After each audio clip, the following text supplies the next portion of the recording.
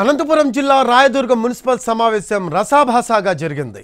రాయదుర్గంలో తాగునీటి సమస్యలపై కౌన్సిలర్లు ఆందోళన వ్యక్తం చేశారు. రాయదుర్గంలో అభివృద్ధి జరగడం లేదని కౌన్సిలర్లు విమర్శించారు.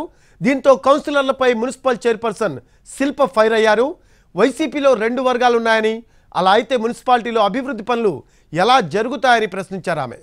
దీంతో ఎమ్మెల్యే కాపు రామచంద్రారెడ్డి, మున్సిపల్ చైర్పర్సన్ మధ్య తీవ్ర వాగ్వాదం జరిగింది. రాయదుర్గంలో తాగునీటి సరఫరా, డ్రైనేజీ వ్యవస్థ పునరుద్ధరణకు ప్రభుత్వం నుంచి 20 కోట్లు మంజూరు చేయించానని ఎమ్మెల్యే కాపు రామచంద్రారెడ్డి తెలిపారు. సొంత నిధులతో 200 వీధి దీపాలు ఏర్పాటు చేశానని, నియోజకవర్గ అభివృద్ధికి 5 ఏళ్లలో సాయశక్తులా కృషి చేశానన్నారు.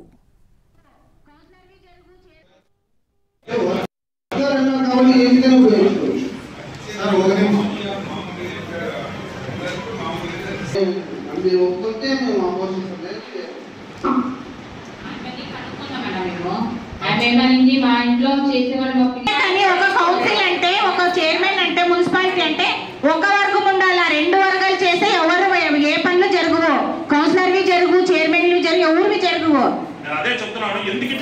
నువ్వు చైర్మన్ అన్నా కాబట్టి నేను స్పందించినా లేదా అని అడిగినాను అంతే.